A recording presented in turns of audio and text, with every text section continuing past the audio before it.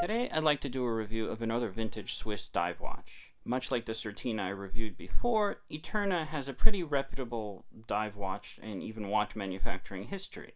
Now, if you're familiar with Super KonTikis, you may be surprised by the way this watch looks, but I'll explain that later. First, I'd like to start with the past. As said before, Eterna has a pretty rich history of producing dive sports and dive watches in the 60s and 70s. Going even further back, they have a history of making their own movements. In around 1932, they came up with a subsidiary that you may recognize, ETA. That's right, they formed an ETA spin-off in 32 that allowed them to produce their own in-house movements.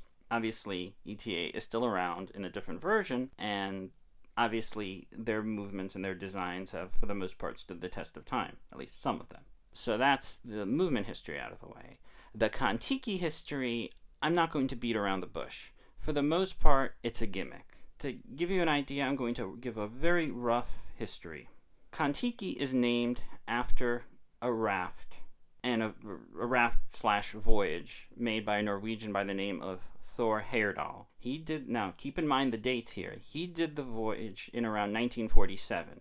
Now the full details of it are sort of beyond the scope of this video, so I'll just summarize it super briefly. Basically, his goal was to build a raft in 1947, mind you, using pre-discovery of America technology, basically pre-1500 technology. Okay, so are you with me here? Journey in 1947 using pre-1500 technology. What does a contemporary automatic sports watch have to do with that?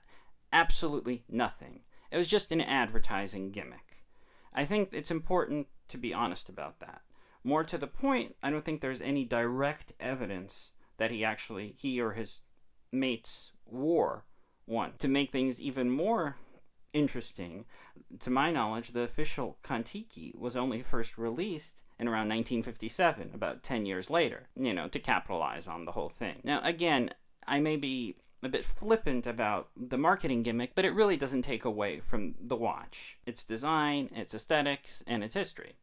It's just you need to sort of take the KonTiki element and you need to put it aside and look at it what it is, just sort of a gimmick. With that out of the way, as I said, the original KonTiki was released in 57, and eventually they made a heavier duty Super KonTiki version, probably somewhere in the late 60s. And while there were different versions of it, the most iconic is the black version, basically the black version of this particular watch, which I'll pull up right here.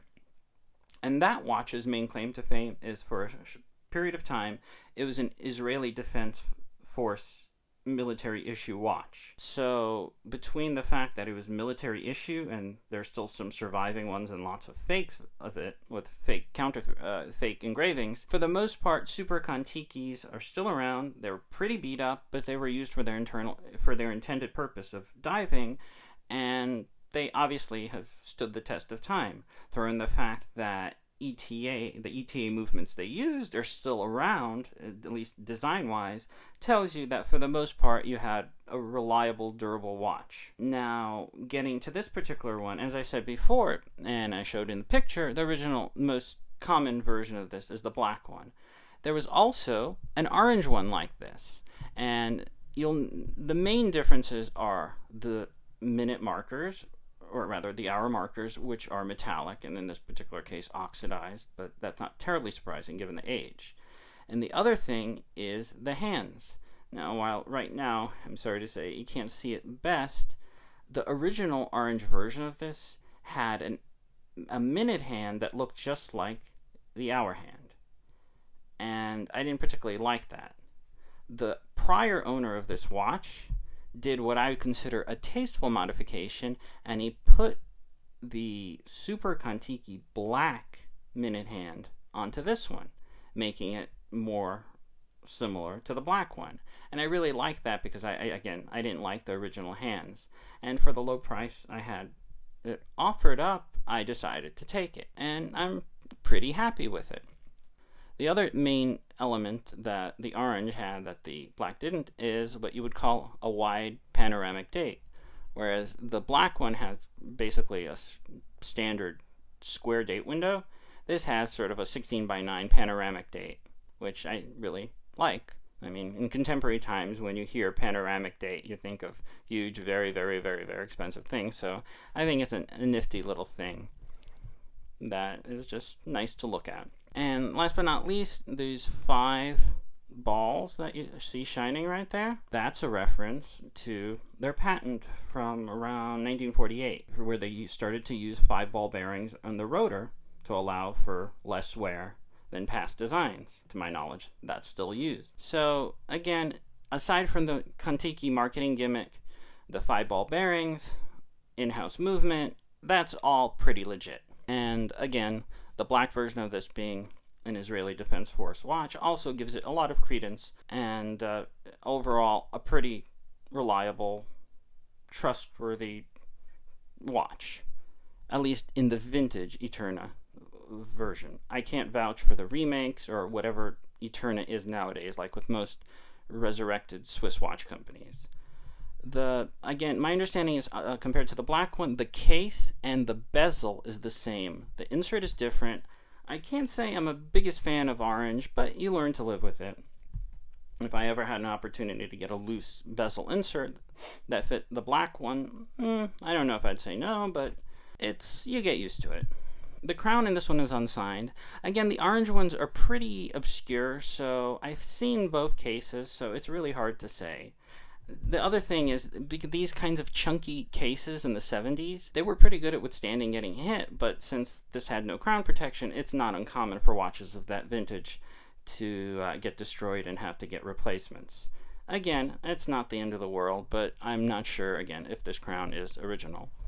There's a medallion on the case back. It's the KonTiki Raft. Again, it's a gimmick. I mean, compared to like a medallion on an Omega Constellation, which would have, I think, more, I don't know, of a true link to it.